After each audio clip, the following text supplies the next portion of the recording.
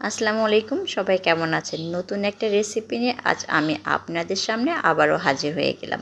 আজ বানিয়েছি mayonnaise. Mayonnaise কথাটা ভাবতে মনে হচ্ছে না এক গাদা তেল আর কাঁচা ডিমের উগ্র গন্ধ, কেমন যেন একটা প্রসেস যা করতে গেলে কিন্তু বারবার ফেল হতে হয়। তবে হ্যাঁ, এভাবে মেয়োনিজ বানালে আপনি কিন্তু ফেল হয়ে যাবেন না। আর এই মেয়োনিজ বানানো কিন্তু তাহলে কিন্তু এখনই বানিয়ে নিতে পারেন। এই মেয়োনিজটা কিন্তু খুবই স্বাস্থ্যসম্মত। তবে কিভাবে বানিয়েছি আর কি কি লাগতেছে চলেন শেষ পর্যন্ত ভিডিওটা দেখে নেই, তাহলে বুঝতে পারবেন। এই মেয়োনিজ বানাতে এখানে আমি যা নিয়েছি তা হচ্ছে রসুন কোয়া, চিনি, গুঁড়ো দুধ, আর এখানে নিয়েছি লবণ, আর নিয়েছি এখানে কালো সাদা গোলমরিচ, দুটো ডিম, আর লেবু রস, ভিনেগার, আর নিচ্ছি তেল। কতটুক করে দিয়েছি পরবর্তীতে জানাচ্ছি। একটা জিনিস আপনাদের সাথে শেয়ার করি, রান্নার আগে যে কোনো কাজ করার আগে মানে এইভাবে কোনো রান্না আপনি করতে যাচ্ছেন সব কিছু আগে থেকে রেডি করে রাখবেন, তাহলে দেখবেন যে রান্না করতে কোনো ঝামেলা হবে না, ঝটপট হয়ে যাবে। এখানে আমি ব্লেন্ডার একটা নিয়েছি, এখানে আমি যে কিমা করি সেই ব্লেন্ডারটা নিয়েছি খুব ভালোভাবে পরিষ্কার করে।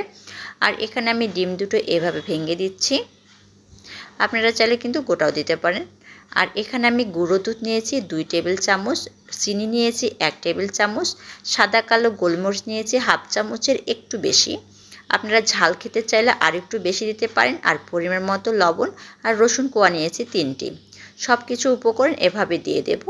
আর এখানে আমি 2 টেবিল চামচ কিন্তু অলিভ অয়েল দিয়েছি, যেটা এক্সট্রা ভার্জিন অলিভ অয়েল।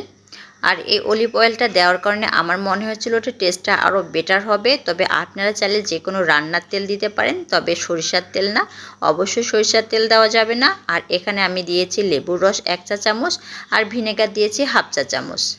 আপনারা চাইলে শুধু ভিনেগার দিতে পারেন, আবার চাইলে লেবুর রসটাও দিতে পারেন, তাহলে লেবুর রসটা অবশ্যই পরিমাণে বেশি দেবেন, আর ভিনেগারটা দেবেন 2 চা চামচের মতো। আমি 1 মিনিট ব্লেন্ড করার পর দেখবেন যে টেক্সচারটা যখন এরকম চলে আসছে, আমি আবার ব্লেন্ড করব। প্রায় আমি 2 মিনিটের কাছাকাছি ভালোভাবে ব্লেন্ড করে নিয়েছি। 2 মিনিট ব্লেন্ড করার পর দেখবেন যে এরকম একটা সুন্দর স্মুথ টেক্সচার চলে আসছে। মেয়োনিজের যে অরিজিনাল যে টেক্সচারটা ঠিক সেই রকম। আপনারা যদি একটু পাতলা করতে চান তাহলে তেলের পরিমাণটা আরেকটু বেশি দিতে পারেন। এই মেয়োনিজটা খেতে কিন্তু ভীষণই ভালো লেগেছে, একবার হলেও কিন্তু এই রেসিপিটা ট্রাই করবেন। আর এটা বানাতে বেশি কিছু লাগে না, ঘরোয়া উপকরণ দিয়ে বানিয়ে নিতে পারেন। আর বাজারের মেয়োনিজ কেনা থেকে বিরত থাকবেন যদি এরকম একটা মেয়োনিজ পান। বিশ্বাস করুন এটা খেতে এত ভালো লেগেছে, আপনারা চাইলে যে কোনো স্ন্যাক্সের সাথে এটা কিন্তু সার্ভ করতে পারেন। এই টেক্সচারটা কীরকম হয়েছে আমি আজকে পাউরুটির সাহায্যে দেখিয়ে দিলাম। সবাই ভালো থাকবেন, সুস্থ থাকবেন, আমাদের জন্য দোয়া করবেন। আল্লাহ হাফিজ, আসসালামু আলাইকুম।